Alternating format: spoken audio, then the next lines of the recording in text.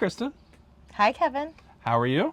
Well, I'm happy because we're outside. Yes, it is finally summertime in Buffalo. We hit 80 a couple times this week. And it's rainy, so It is we're rainy, but the undercover, sun but is trying to peek out. So we are on our back deck, which we're talking about doing some episodes from here at the summer. And because we don't have to be inside, which a lot of the time of the year in Buffalo, it's inside weather, at least for you. Like, I like outside. I like the cold. I don't like the wet.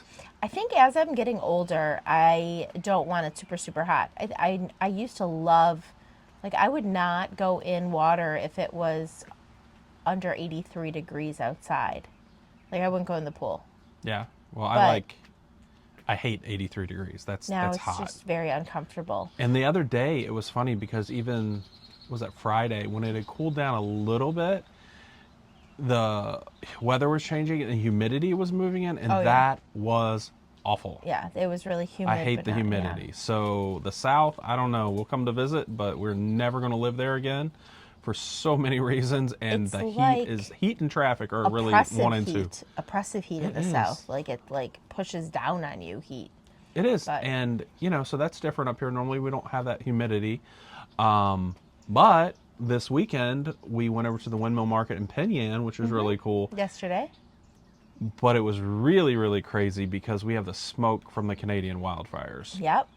and it was just like this fog through the valleys going over there. I mean, it was crazy. Like, you literally, and when we came home last night, coming across the first bridge, you couldn't see Niagara Falls, which is very, very odd. Yeah. So, it's kind of weird that it's either bad weather or this, or yesterday there was a super high air quality alert thing. Yeah. And so it's always something. And like, we always have an excuse not to get out and enjoy Buffalo Well, or I don't think the we North, use that I will say. excuse. I think we But get a out lot a of people lot. do that. It's like, oh, well, it's too hot, it's too cold, it's too wet, it's too dry, it's too foggy, it's too smoky. That's a new one. I feel like we're in LA. But that's a new one. But there's always these things that we have that if we let them, they can be excuses as to why we don't do things we actually enjoy. And in marriage, that's the case so much of the time. We're so worried about, well, if he only did this and this and this, then I would do this and everything would be perfect. And we forget that, life's not perfect. We can just look at the weather, we can look outside. Whereas if we're in the South, I mean, I grew up there in Virginia. We lived in North Carolina. Your parents were in Florida for a long time. We'd go down there, Yeah. and like, you can just totally flip it to, wow, it's just too hot. It's that you can't breathe. You can't go outside in the middle of the day. Well, that's when things are open and when you can go do things, Yeah. but then the whole thing just gets reversed and stuff like that. And it doesn't matter where we are, it's the same thing. And it's just like that in our marriage. It can be kids. Like, oh, if the kids get bigger, then we'll be able to.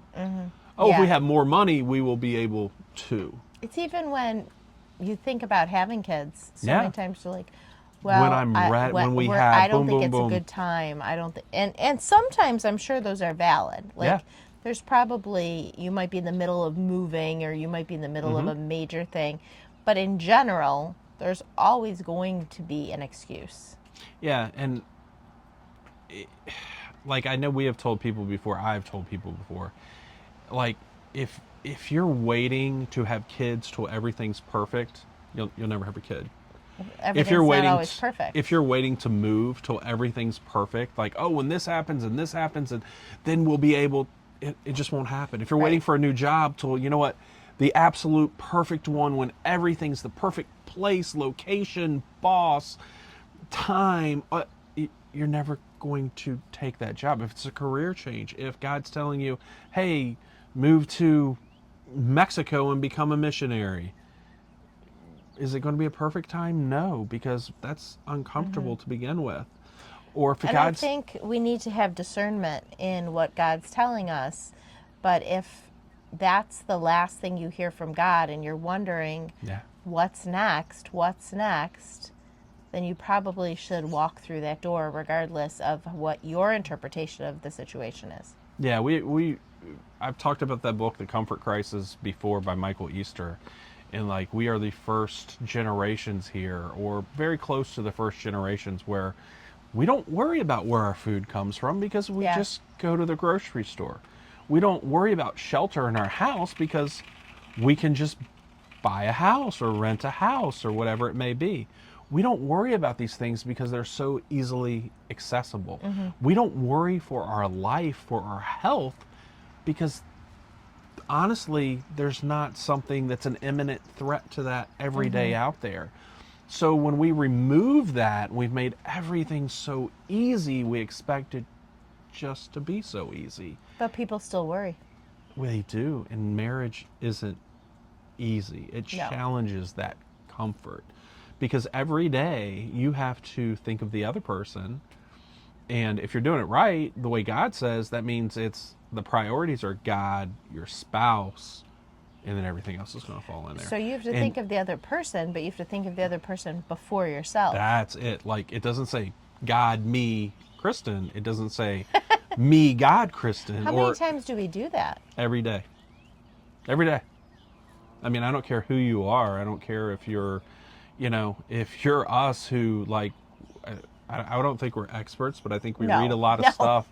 I think we read a lot of stuff. We listen to a lot of stuff. We've been a lot of places, and we've been through a lot. I think we're called to share our story and to bring issues to light to help others, but that doesn't make you an expert in by any means at anything. It might So- mean God is working on us too. Yeah. And so we screw up every day.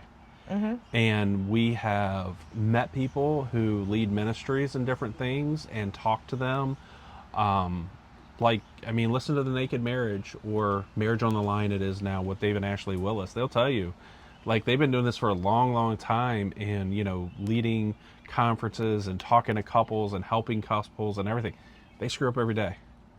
We talk to... we're all human. Yeah, So we talk we to should the- expect that. Exactly. We talk to the pastors of our church, and they will tell you the same thing, And it doesn't matter who it is. Any person you talk to who is honest will tell you, you know what, that's the thing. Being like Christ is the goal. This is the road that gets you there. And until we get to that final end, till we are made perfect with Him, we're going to screw up, and it's going to be hard. So that being said, if we are all human and we are all imperfect, why do we expect perfection? Because we're sinners, and we want what's easy, and we want our way. Because I feel that every person who complains about their spouse is expecting their spouse to make all of the hard changes. Yeah. And I think that's a super slippery slope no matter how you look And at I it. don't mean every, because every No. is a strong word. But I think what we do, like if there is a problem, if there's a big problem in a relationship, I think when it first comes up, there's going to be one spouse who is more wanting to fix it, more willing to do whatever it takes to fix it. And then there'll come a time when both of you are like literally working at it and giving your best to it. But then there's the other side of life where, like, we've got work and kids and wants and needs and desires and dreams. And if I'm putting forth my effort and I don't feel you're putting forth the exact same amount of effort, then I can just start Which to see, will like, honestly never happen. right, because it's all Because subjective. we're not going to be exactly But the it's same. subjective no matter what. No, we'll never see the person exactly as us. It doesn't matter what it is.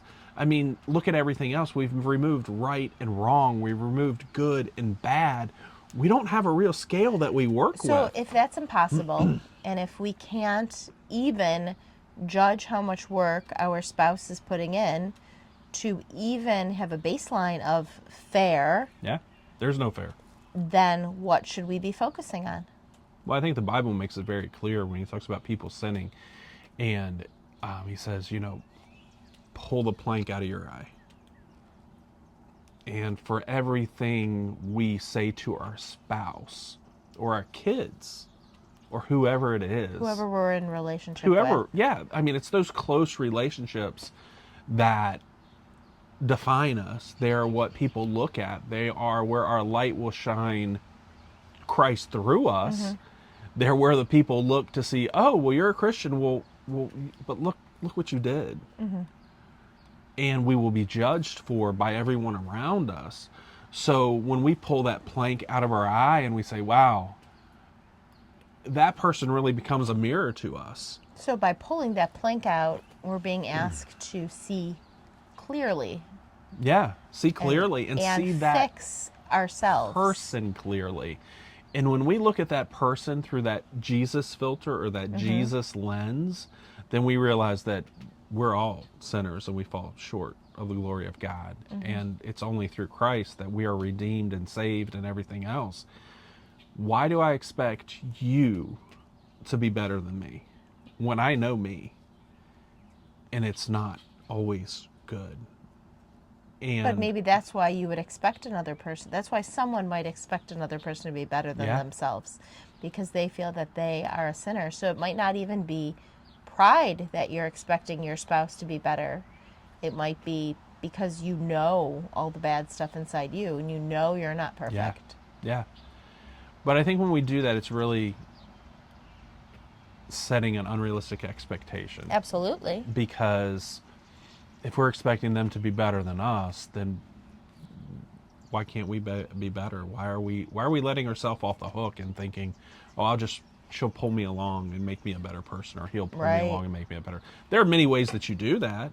I mean, we talk all the time about, marriage is two people who, like, we are polar opposites in so many ways, but those things make us a well-rounded one as far as a marriage that I'm better at some things, you're better at some things, but together we're pretty good at most everything because we not most everything. You know what I mean? Like, yeah, I know what you mean. You're more compassionate. Yes. I am more logical. Yes, there's going to be one person who's going to be the stronger of the two in that situation. In the majority of things. In that situation. And that doesn't mean that two people aren't really, really good at things. Yeah, that happens. Absolutely.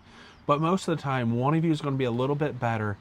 And when we were at dinner with some friends last night, we're at a friend's house and there's another couple there, and we're talking about, like, I don't even know how we got on this, but it was about kids and medical stuff, and that, like, in the immediate, like, if there's an emergency, if something bad happens, if you break an arm, whatever it may be, he is the one who in that immediate time can just keep a clear head, do what needs to be done, get to the hospital, get whatever, get that done. But once they're there, then it transitions from him to her, where she steps up and he's just like, all right, because as the one who does that in our relationship, like, okay, I can get us through whatever, but there's a time where it's like, oh, okay, I just need to, like, step back from this. And, like, that's what they were saying, that, like, and then she takes over and she does make sure everything's good there, and then she takes care beyond that and stuff like that. And that's just the way God made them. Well, that was a good picture, too, of two coming together to have differences that complement each other rather than... Yes. It's really easy for someone to place blame on the other person for not having that same ability or skill or doing something well. So if in the heat of a crisis, she's like, oh, I don't know what to do next, he could very well get mad at her for that rather than identifying, this is my area, I'm doing this, come on, I'll carry you through this. Yeah. And that's part of that two become one, in Genesis, where it talks about, they get married and two become one flesh. And it's really cool because we're going through premarital with we got so many people getting married right now. It's really cool to see that. And that's one of those things that we really try to instill into them. It's kind of like following Christ, where people will think, oh, all right, I'm going to try this Christian thing. I'm going to go to church. I'm going to raise my hand. I'm going to get baptized. And I got to stop doing this. I got to give this up. Oh. And it's kind of, people have the same perspective on marriage sometimes when they're not married or when they're coming into it, or like, oh, I'm going to get married. And then you get there and almost there. it's like, oh, what am I doing? Now I got to stop doing this and this and this. But isn't that almost how people view like bachelor parties? Like that last goodbye to the single life, or bachelorette parties that Yeah. last like in everyday culture. Yeah, Like, but you're, because they have to stop. yeah, it is. And I think it's like, it's kind of like that last meal before an execution. You know what I Yeah, mean? It's like, exactly. it's illogical. It's illogical. It's totally illogical. And when we look at it in that perspective, like becoming a Christian, it's like, oh, all right, it's Saturday night. I'm going to go to church tomorrow. I'm going to give my life to Christ. Oh, tonight I'm going to go out and snort some coke and get drunk and do everything. Why? Why? You know? And that bachelor party thing and the bachelorette party and stuff like that, like, oh, what happens in Vegas stays in Vegas, however you want to look at it. Why? You're getting something so much better. Like, it's this great gift to unpack that, and I actually, we haven't talked about this in a while, but it's interesting that you brought up the salvation where people say, I have to give up. Because I remember, this was probably years ago, that you had said something that was really impactful about that you're not giving things up. God's replacing your wants with new wants and new desires, and you're becoming a new creation Yeah. with that. And I've always thought that was just like profound, maybe simple, but sometimes the simplest things are so profound, Well, and people lose sight of that. yeah, and that's not me. That was Pastor Al. Okay. But maybe it impacted you so much Yeah, that I remember no. you communicating No, him and I that. had a conversation one day walking through the chapel, and I forget, I don't, he preached that in the message, and then I said something to him about it, and it's like, you know, we think, oh, we got to get cleaned up, and we got to do this, and we got to give up this, and this. And he said, but that it happens from the inside out. Yeah, that's good. We're not giving things up. We're changing what we're in love with. We're changing the things that we desire because we've replaced the selfishness in our heart with Jesus. So it just flips. That's like that great juxtaposition that it's like, wow, this was here and now there's this. Yeah. Like, I took me and tore it out, and I put God in here, and I'm looking through his eyes. I just think it's such a great answer for people who don't want to go to church or don't want to believe, or, you know, it's like, no, it's so easy. You're just going to get so much more, and you're not going to want what you wanted before. This isn't going to even be a want. Your desires will be new. Yeah. And it's the same thing in marriage. I mean, you know, we come into it, and so many times we have an unrealistic expectation. We have these thoughts of grandeur, whether it be the woman where, you know, we have 4 girls. So I have seen this their entire lives, where they are programmed by society and the world that, you know, Today's society. that, okay, well, this is what happens. You're going to fall in love, and you're going to marry your prince, and you're going to live happily ever after. And we can do it however we want, say it however we want, but that's literally part of the American dream. That's the goal for little girls. Yeah. But then society, I think, is trying to reprogram little girls to say that's not really your goal. Mm-hmm. You don't need So you have to do grown that. up with this desire because that's the little girl story. But then the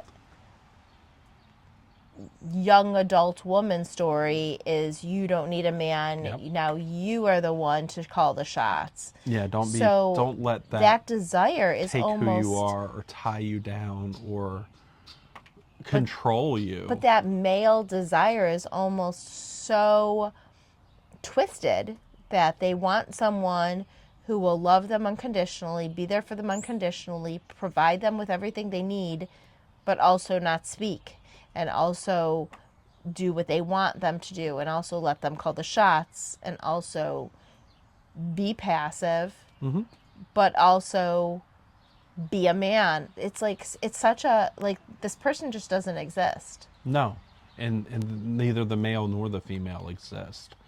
And I think it's kind of like when that American dream thing, that, oh, well, if you work hard and you do this, then, you get this and you'll live happily ever after. The problem with that is we're putting that all upon ourselves. And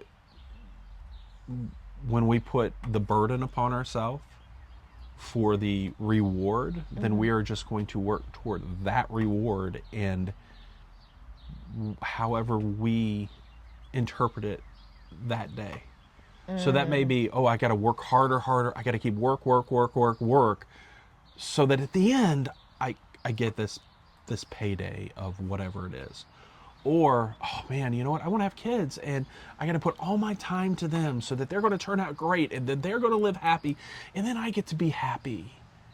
But we're not focusing on all the stuff in the day. We're just going towards this goal. And also and with that, you're putting yourself above God's will for them. Yes. You're putting yourself above God's will for your marriage. You're putting yourself above God's will for your life. Yeah. And you become more important than God in your eyes. Yeah. And I think if you just look at us,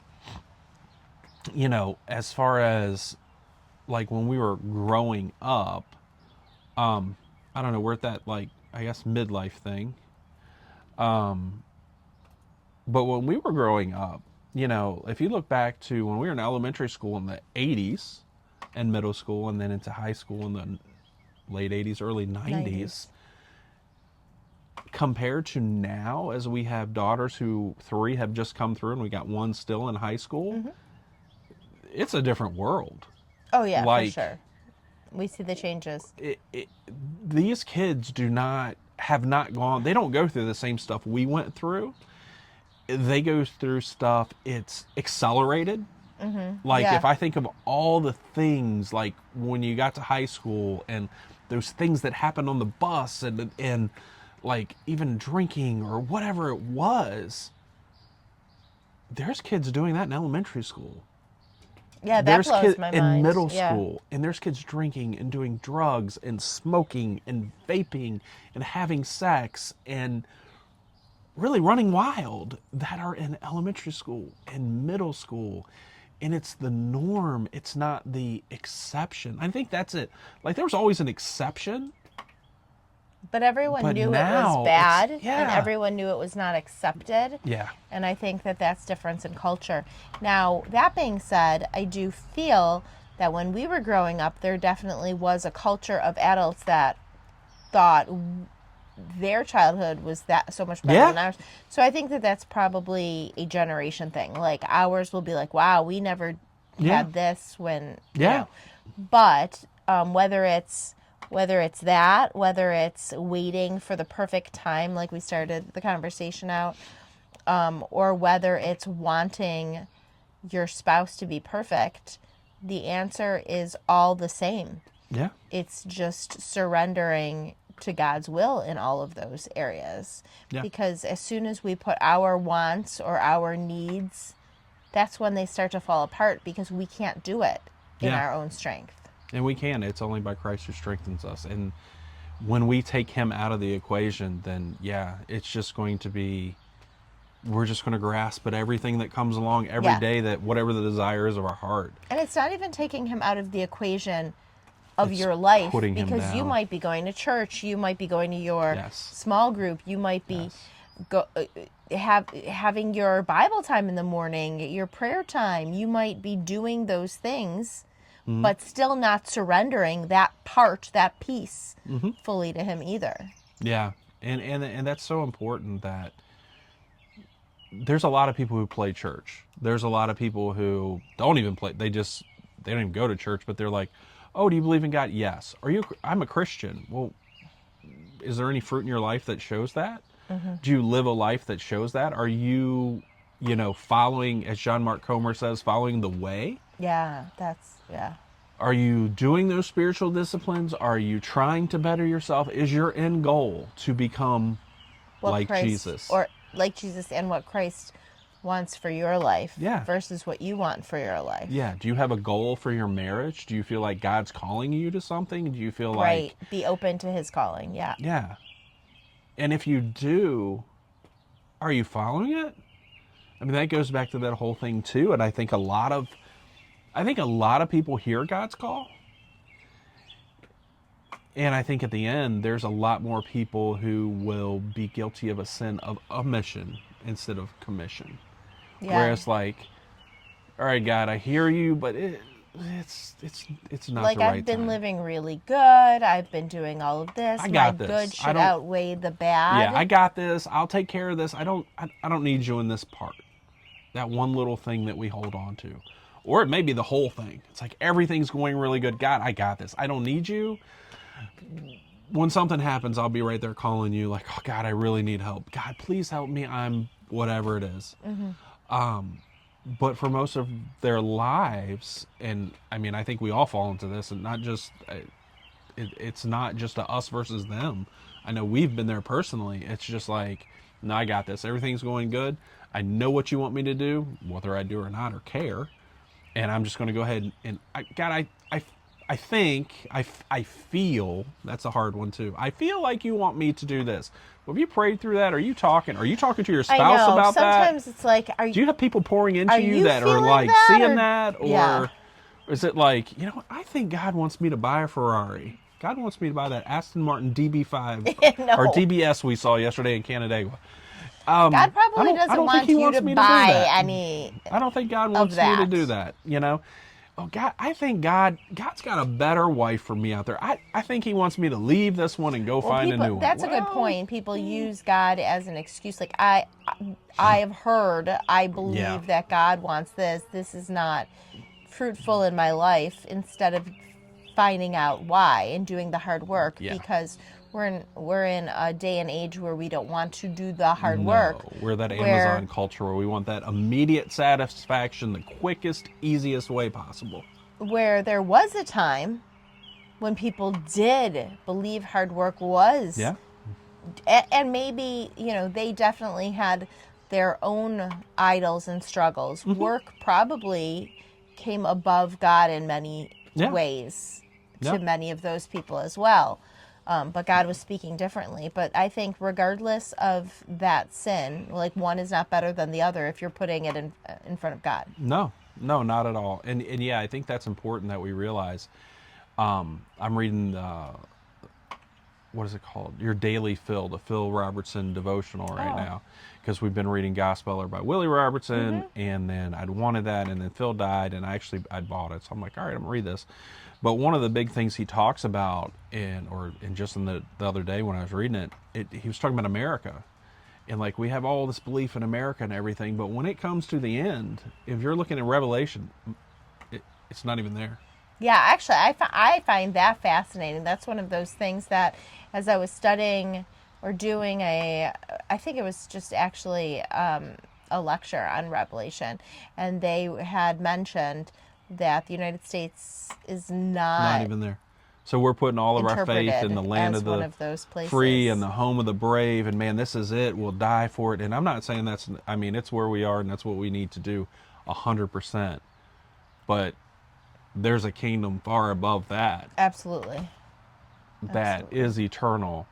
And if we just look at America, if we just look back to the founding of America, you know, in God we trust. I mean, it was about, they came here for religious freedom. They fought and died for it. And it was Our built Supreme on Court, religion. our government, everything was Yes. built upon God. Yep. And now we're trying to rip that part out of it. And we wonder why it's so broken and why why people are fighting and everything else. We look at marriage the same way. Marriage here in the 1800s, early in the 1900s in the United States, the same thing. And then we hit that time when there's like a switch and we get to that like 50s, 60s, 70s time frame for sure, where before that you were married and you were married. So if it was hard, you worked through the hard. It was a stigma to get divorced. You didn't take the easy way out. Come into that 60s, 70s, let's say that 60s, 70s, late 50s, 60s, 70s, early 80s. Oh, you're not happy? Just leave. You don't, you didn't like what they said? Just leave. And it changed into Oh, you don't get married Yeah, culture. don't do that. So now, fast forward Yeah. to the 2000s, especially in the last 10, 15 years, and is super going that way right now. Why even get married? I don't need to get. And it's like you said about the women and stuff like that. Oh, you don't need that. Right. You don't need a man to. He's just going to bring you down. But it's such a You don't need backward this. like Yeah. all of those messages that are being poured Yes. into children now and young adults are so backward that it's almost impossible to find someone that will meet that need Yes, that never. you think you have, which you don't have. Yeah. That's not the need. The need isn't for a checklist of a man that you're creating in your mind that is not reality. Mm-hmm. The thing that will meet the need is Jesus. And Yes. asking Jesus to provide you with the right person, that's a hard ask because you might be afraid that the person you're with won't be the person Jesus has picked out for you. And I think that's really good because, finding the right person is one thing. It really, really is. And like we always say, are you married? Then that's the right person because you've already. Once you're married, you've created a covenant. You've walked down that path. That's the right person. Whether they're the right person right this second and they're doing things right, that's okay. That doesn't matter. Now, if you're in a situation with any kind of abuse, physical, mental, sexual, if they're addicted, actively addicted, if there's active adultery, whatever, listen, take a pause, move back, see what God's got. That doesn't mean that it doesn't mean that can't be healed, but it doesn't mean safety it will is be definitely most healed important. either, and your safety and your kids, and so that is 100%. So don't mistake what Absolutely. we're saying with that. That is number one. But if you're in a relationship and you're just not happy, if you've grown apart, if you think, oh, well, we're just not the same, and Or I'm if you're not always in love arguing. with them, or whatever, guess what? It's time to put in some work. Yeah. Because it ain't going to get better until you work on it. Things are hard. They are, and they're hard every day. And you know what? When we think we've got it all figured out, something's coming. Pastor Beth did that message not too long ago on that about praising him in the storm and everything like that. And there's all these seasons and there's all these storms, and it's kind of like the weather here. Like it's rainy today, but it's okay. There's no blizzard, there's no craziness, but we know it will return. It's the waiting. Someone said to me this It will week. always return. It'll be Waiting good and bad. is ups hard. and downs. And that waiting, you know what? Sometimes there's a really dry season. And sometimes, like here in Buffalo, it can be a really snowy, wet, awful season. Or you know what? Maybe you're in the South and that hurricane comes through. Yeah. That they don't, you might know a day or two before, but guess what? Those things just poof. So The tornadoes. yeah, You might tornadoes. know Like a when we lived minute. in Iowa. That was really one of the craziest Remember that alarm things. that went off? Yeah, it just and you're like, what's going to happen? And when you're not from the Midwest and all of a sudden there's a tornado alarm, you're like thinking Wizard of Oz. Yeah, yeah, My house is going to be gone. yeah. But you know what? Those things come up. They come up in nature. They come up in our marriage. They come up in our life. They come up in our faith. Mm-hmm. And it's okay because it's like when they were on the boat and what was Jesus doing? They're crossing. The storm comes, this horrible storm, and he's sleeping. He knows the end He's of the like, story. Yeah, and the really cool thing, we do too. Like, Absolutely. there's a book, just read it. And ask him. Ask him for his peace. Yeah, because his peace can change everything. Yeah. His peace turns a bad marriage good, a hard day easy. That doesn't mean it's easy, but the peace and joy that comes through a relationship with him changes everything. And someone might ask about that. And even in the Bible, it says a peace beyond our understanding. Yes. Like we can't even explain what that Yeah. looks like or feels like or is, because the Bible even tells us we're not to understand it. Yeah, and I think that's that's one it took me a long time too. When we follow Christ, we will find a peace and we will see things differently. And it's kind of like what Paul talks about as we grow. And it's that whole the feeding thing, and you eat milk, and then it's just a natural progression in our discipleship, our understanding. It goes from knowledge to wisdom and all that kind of stuff. But peace and joy are the exact same way. We find peace and joy through Christ, and doing that, and the way we do that is we give it all to Him. Yeah. And until you have actually done it, until you've actually walked through that, then you can't understand it. And I didn't for many, many years. And then I read this book by Jimmy Evans, 21 Days to Inner Healing. If you guys know us, it's the green book that we always talk about. I'm telling you, if you make it through that, and it's not 21 days, because it's hard. It goes through every relationship in your life from beginning to now, and really has you look at it and think through it. And surrender It'll it, bring things right? back that you don't even, that's hidden in there. There's walls around that you don't even want to. But if you can get through that book, you will feel that peace and joy that is totally unexplainable, understandable to people. And it's what our heart truly desires. It's the thing we chase all our lives. We fill it with other things. It's the peace and joy of Christ in our heart. And it happens through true surrender. Yeah. Like, you have to fully trust God to take it. Yeah. And I think that's the hard part. And it's not something we just naturally do. No. It's not something we naturally can do. Yeah. We have to work towards it. And it is, everybody's pace is different too. And I think that's one thing in marriage that we miss.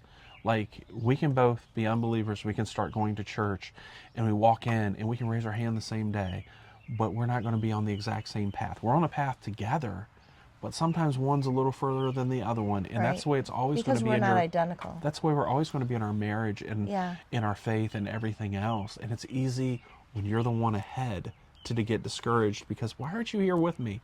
Or when you're one behind, it's also easy to get discouraged. It's like, God, why not? Why am I not here? Yeah. But the big thing is, the God is there. Comparison, like comparison will kill your joy. Absolutely. But So, yeah.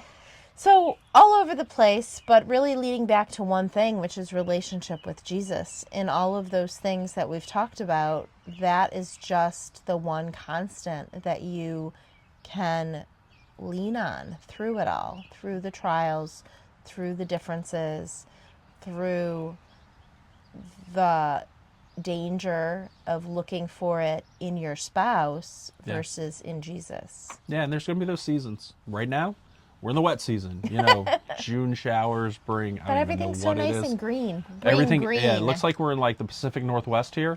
But yeah, no, it is. And we all have those seasons, and those seasons, there's the ebb and flow. One of the best things I ever heard is we all want to live on that mountaintop, the high and everything. Oh, that's good, yeah. But that can't sustain life. If you go up on top of the mountain, life is not sustainable there. On the other side of that, if you go down to the depths of the sea, that doesn't sustain life, not human life. So we're not going to live there either. We're going to live in the in-between. So hopefully next time we do the deck again, it'll be sunny and beautiful. And this was but our we do have birds. Deck trial because we didn't want to be in a dungeon. Yeah, the podcast studio's in the basement, which is not the nicest place, especially this time of year when it's sunny and green and there's cozy birds there, and we have the fireplace on, Yeah. and it's wintertime, but not in June. Yeah, this is a different season. We'll have people, and we'll sit. And around the table. We're going to go places. We're going to go to some people's houses, some other places. We're going to do different stuff. So, but anyway, have a great week, guys. We love you. Enjoy the warmth. Yeah, please like the podcast, share it, subscribe so you don't miss anything. If you have any questions or anything we can do for you guys, Kevin@marriageandthebuff.com. And there's also a link on the website and on all the podcast sites and everything. Have a great week, guys. We love you. Bye. Bye.